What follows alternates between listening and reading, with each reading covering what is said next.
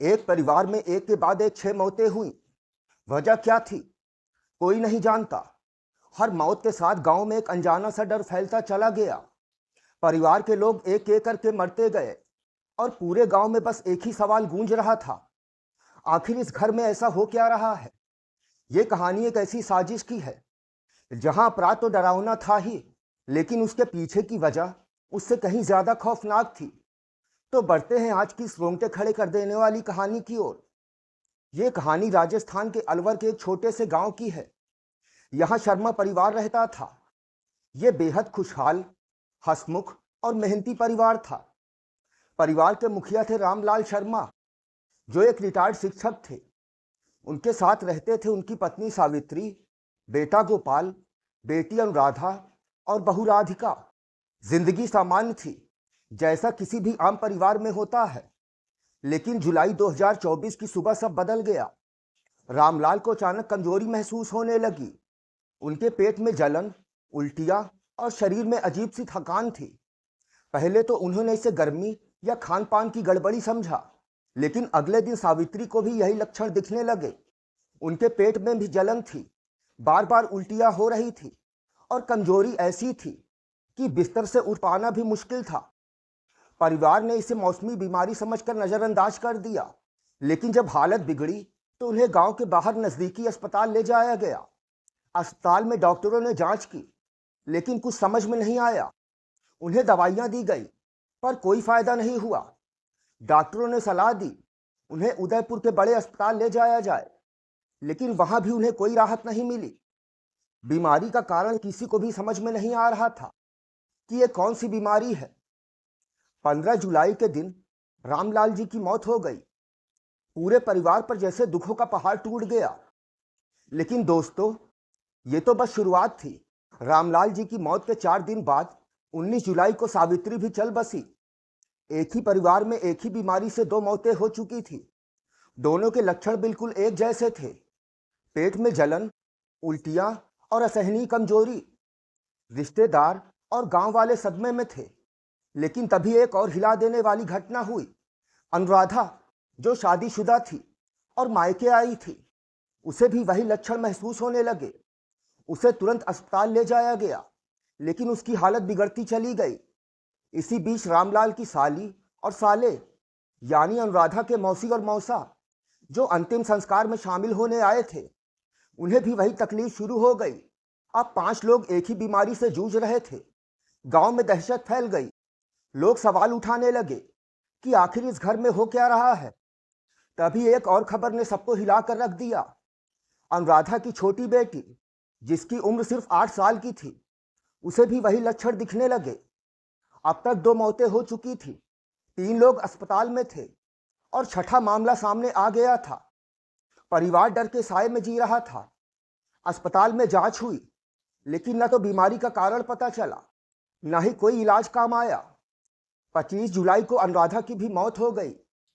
इसके बाद मौसी, मौसा और छोटी बच्ची सभी एक एक करके रहस्यमयी बीमारी की भेंट चढ़ गए।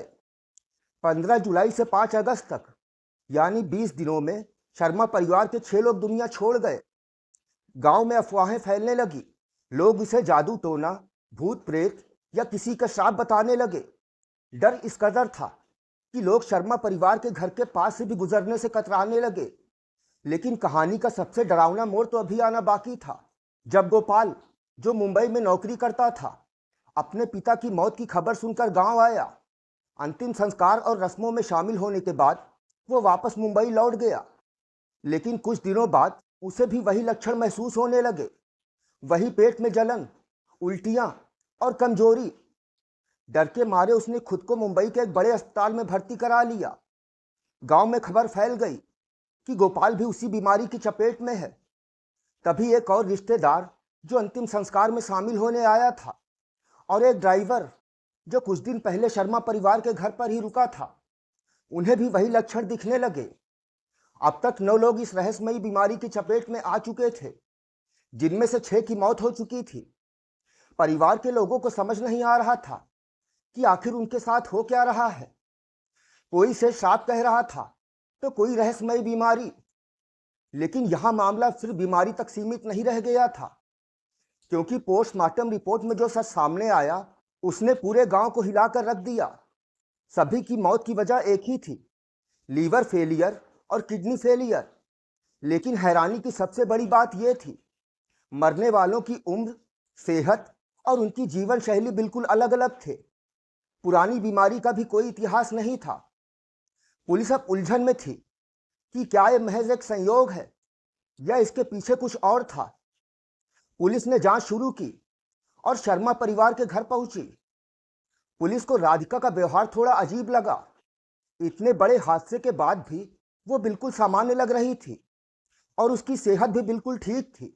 घर में रहने वाली वो इकलौती ऐसी इंसान थी जिसे इस बीमारी ने अब तक छुआ भी नहीं था।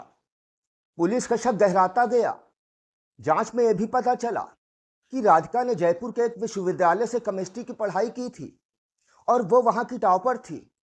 उसे केमिकल और जहरों की अच्छी जानकारी थी। पुलिस को यह बात खटकती है कि कहीं राधिका ने अपने ज्ञान का गलत इस्तेमाल तो नहीं किया। आगे की छानबीन में राधिका की कहानी सामने आई।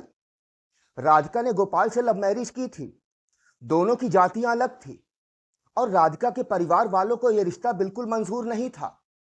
राधिका ने अपने माता पिता के खिलाफ जाकर शादी की थी, जिसके बाद उसके माता पिता ने आत्महत्या कर ली। इस सदमे ने राधिका को तोड़ दिया। उसे ऐसा लगा कि उसकी वजह से ही उसके माता पिता की जान गई। ससुराल में भी उसे ताने सुनने पड़ते थे। सास ससुर और परिवार के साथ उसका मनमुटाव हमेशा बना रहता था। उसे लगने लगा कि उसने गलत फैसला किया है। इसी दौरान उसकी मौसी, जो उसकी बेहद करीबी थी, उसने उसकी भावनाओं का फायदा उठाया। मौसी का शर्मा परिवार के साथ जमीन को लेकर एक पुराना विवाद था। उसने राधिका को उकसाया कि अगर सारा परिवार खत्म हो जाए तो सारी संपत्ति उसकी हो जाएगी। इसके बाद दोनों ने मिलकर एक खौफनाक साजिश रची। पुलिस ने राधिका और उसकी मौसी को हिरासत में ले लिया। दोनों ने पूछताछ में अपना जुर्म कबूल कर लिया। इसी बीच मौसी के पति ने भी वही लक्षण होने का दावा किया, लेकिन जांच में पाया गया कि वो सिर्फ एक ड्रामा कर रहा है।